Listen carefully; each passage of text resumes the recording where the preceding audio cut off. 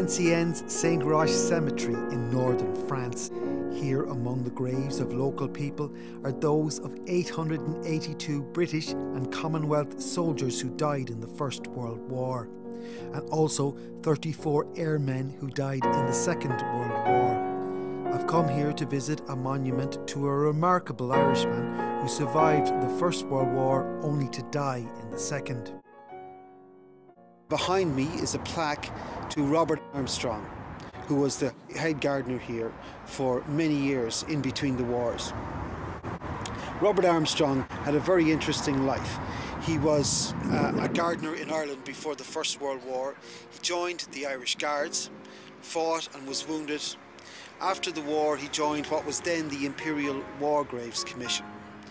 He got a job here as the head gardener in Valenciennes communal cemetery.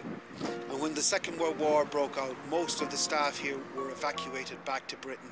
But he was allowed by the Nazis to stay because he was an Irish citizen. But while he was here, he joined the French resistance.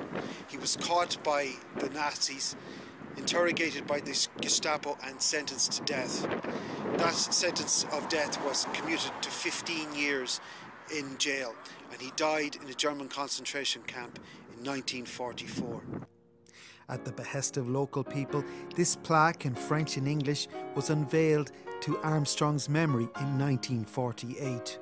Armstrong was involved in the rescue of Allied airmen out of occupied Europe. It was dangerous work which was to cost him his life.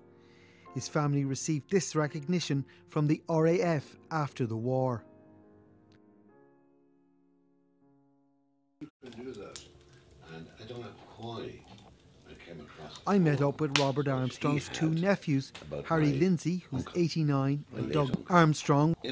Growing up, Harry remembers the man he knew as Bob.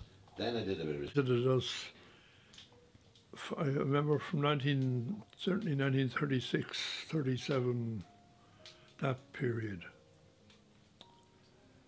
And I would have been about 10 then, so I remember him quite well.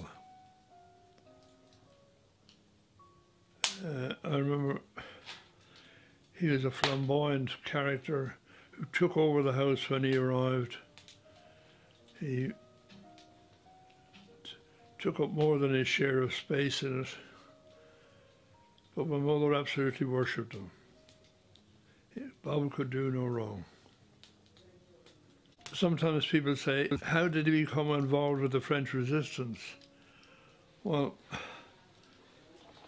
I'm not terribly surprised. He was a natural rebel.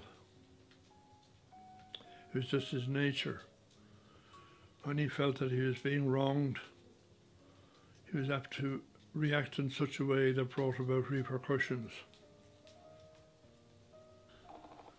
Hi, my name is Doug Armstrong. My late uncle, this was presented to my father in 1948, posthumously for my late uncle. Yeah, this medal is quite rare because it was sent originally to Spinks in London for refurbishing, and they wouldn't take any payment for it because they said they'd never seen one before, and they believe it was the only one ever presented to a non-French national.